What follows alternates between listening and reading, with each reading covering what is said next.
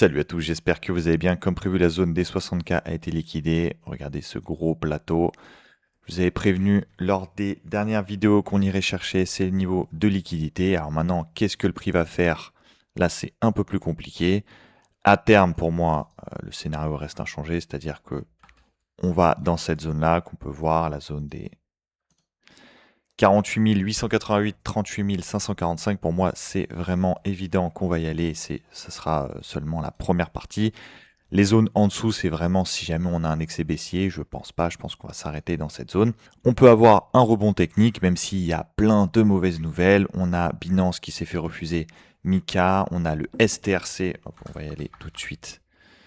Il fait partie de stratégie qui est vraiment descendu en enfer, en ligne droite. Ça a créé énormément de stress sur les marchés. D'ailleurs, pareil pour son action MSTR qui s'est fait exploser. Ici, il y avait une zone de liquidité à venir aller chercher. Donc ici aussi, on pourrait avoir un rebond technique.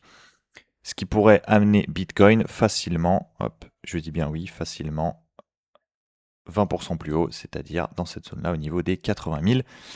Si jamais c'est le cas, j'avoue que ce ne serait pas le scénario que je privilégie, enfin, qui me ferait le plus plaisir. Après, le scénario que je privilégie, je vous ai dit là actuellement, j'en sais rien, mais pourquoi est-ce que je dis que c'est un scénario que j'aimerais pas? Tout simplement parce que si jamais on remonte, pour moi, c'est pas pour faire un enchaînement et après aller à la TH, non, ça voudrait dire qu'on fasse un mouvement comme ça, qu'on reliquide, qu'on revienne ici retester et qu'après on vienne ici.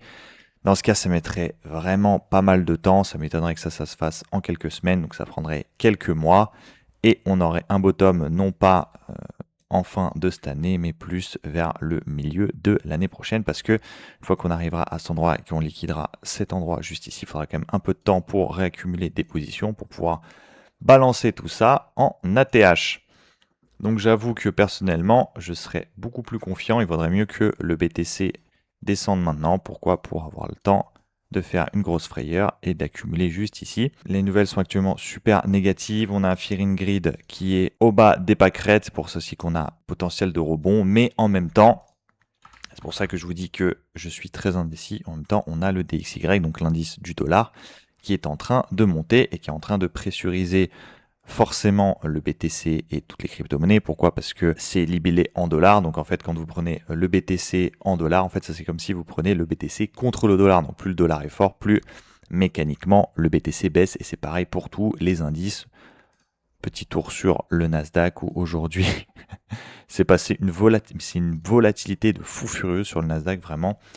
Hier, Micron, super résultat, hop, c'est parti, on prend 870 points en ligne droite. Et aujourd'hui, à l'Open, qu'est-ce qui s'est passé? On a vendu la nouvelle comme never. En une heure, on perd 830 points. Et là, actuellement, on est en train de reprendre 500 points. La volatilité est vraiment à son paroxysme. Est-ce qu'on pourra avoir un scénario à la 2022 où on pourra avoir absolument tout qui baisse? C'est possible, mais je vous avoue qu'à court terme, pour moi, le Nasdaq reste haussier. Il est lourd, j'avoue, comme indice, mais il a rien cassé. Si jamais je vous mets une MM200, il est carrément loin, même une MM50, il joue un peu avec.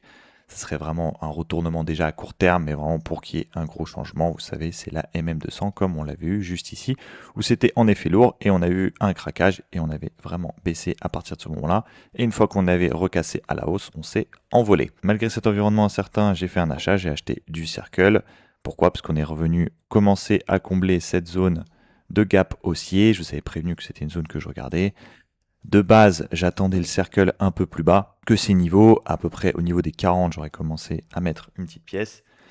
Au final, avec les bons résultats, on avait explosé à la hausse, ce qui nous avait fait un gap. Et du coup, je préférais attendre, quitte à louper le train. Et là, on commence à revenir sur un bon premier point d'entrée. Comme ça, si jamais à partir d'ici, c'était le point bas et qu'on commence à monter, j'aurai aucun regret. Et si jamais on continue à descendre, je mettrai plus pour pouvoir baisser mon coût de revient et baisser mon PRU. Et si jamais on descend, pour moi, en dessous de son all-time low, en dessous du coup des 50, tout ce qui est en dessous sera acheté et je commencerai à lisser mon point d'entrée pour essayer d'avoir mon PRU le plus bas puisque c'est de l'investissement et pour moi à moyen long terme, donc d'ici quelques années, entre 3 et 5 ans, peut-être même avant, ça dépendra de BTC, mais on va dire 3 à 5 ans, pour moi je vise l'ATH, donc même si j'arrive à avoir un PRU on va dire au niveau des 60 dans cette zone juste ici, ça nous ferait déjà un x5 à partir d'ici, ce qui est plutôt pas mal en 3 ans. Pour le reste, pour l'instant, je reste patient et j'attends de voir comment est-ce que le marché va se comporter. N'hésitez pas à me dire en commentaire qu'est-ce que vous faites sur les marchés. Est-ce que vous avez déjà des altcoins en mine de lire? Est-ce que vous avez déjà acheté le dip sur BTC? Peut-être que vous pensez que c'est le point bas. Donnez-moi vos arguments en commentaire.